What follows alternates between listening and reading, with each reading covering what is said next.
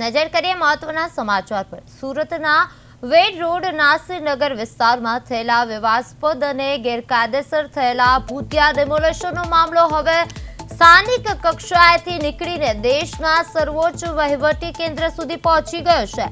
Surat municipal commissioner M Nagarajan અચાનક જ તમામ સરકારી કાર્યક્રમો પડતા મૂકીને દિલ્હી પહોંચી જવા તેડ્યું આવ્યું છે। એસએમસી કમિશનરે દિલ્હીના તેડાને પગલે સચિવાલયથી લઈને મનપાના ગલિયારાઓમાં ફફડાટ વ્યાપી ગયો છે।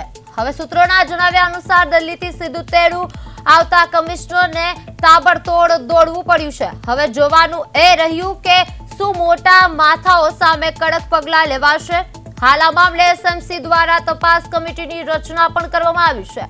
જો કે તપાસ કમિટી રચાયાના 4 દિવસનો સમય વીતવા છતાં કોઈ નક્કર કાર્યવાહી ન થતા તપાસ કમિટી પર પણ સવાલો ઉઠી રહ્યા છે। હવે આખી તપાસ કમિટી પર પણ તંત્ર દ્વારા લીલાપોતી કરવામાં આવતી હોવાની પણ ચર્ચાઓ છે એ જોર પકડી રહી છે। તો હવે આજ મુદ્દે વધુ વિગત સાથે અમારા સંવાદદાતા ફોન લાઈનમાં અરવિંદ જોડાઈ ગયા છે।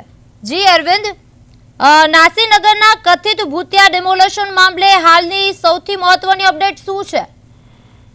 અર્ષદજી, બિલકુલ સુરતમાં જે રીતનું નાસિરનગરનું જે ભૂતિયા ડિમોલેશન છે અને તેમાં રોજે રોજ જે રીતે નવા વળાંકો આવી રહ્યા છે, ત્યારે હવે જે પ્રકારની વાત સામે આવી રહી છે એટલે વાતો વહેતી થઈ એમ કહી શકાય। કારણ કે જે રીતની આખી જે આ ઘટના ખાસ કરીને જે નાસિરનગરનું કથિત ભૂતિયા ડિમોલેશન મામલે હવે પીઓમીની એન્ટ્રીથી જે રીતની થઈ હોય તેવા વાતો વહેતી થઈ છે। એટલે કે ગાંધીનગરથી દિલ્હી સુધીમાં જે રીતે ફફડાટ છે તે લોકોને જોવા મળી રહ્યો છે અને ખાસ કરીને આ નાસિરનગરનું જે વિવાદાસ્પદ અને ગેરકાયદેસર થયેલા ભૂતિયા ડિમોલેશનમાં હવે જે રીતની આખી ઘટનામાં વહીવટી દેશના સર્વોચ્ચ અને ખાસ કરીને કેન્દ્ર સુધી પહોંચ્યો છે અને આ કેસમાં હવે સીધી વડાપ્રધાન કાર્યાલય સુધી જે એમઓની પીએમઓની જે નજર મંડરાતાની વાત સામે વહેતી થઈ છે, ત્યારે રાજ્ય વહીવટના તંત્રમાં હડકંપ મચ્યો છે। ત્યારે ગુજરાતના શહેરી વિકાસ વિભાગ પણ આ પ્રકરણમાં પળે પળની જે અપડેટ છે નજર રાખીને બેઠું છે। ત્યારે સુરત મ્યુનિસિપલ કમિશનર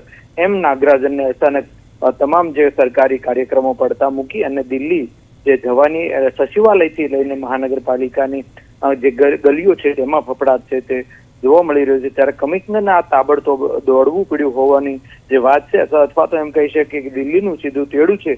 એટલે જોવાનું એ રહેશે કે કમિશનર પાસે કેવા પ્રકારના ખુલાસા માંગવામાં આવશે। અગર કમિશનર ત્યાં દિલ્હીનું તેડું હોય તો અત્યારે હાલ વાતો વહેતી થઈ છે, સત્તાવાર રીતે કોઈ જાણકારી નથી, પરંતુ જે રીતે વાતો વહેતી થઈ છે તેમાં તાબડતોબ કમિશનર એમના નાગરાજનને દિલ્હી તેડું આવ્યું છે। ત્યારે જોવું રહ્યું અગર જો દિલ્હી તેડામાં આ વાતમાં સત્ય હોય તો આ કાંડમાં અનેક નવા ખુલાસા જે પીએમઓની મીટિંગ બાદ થઈ શકે છે। જી આશિષ।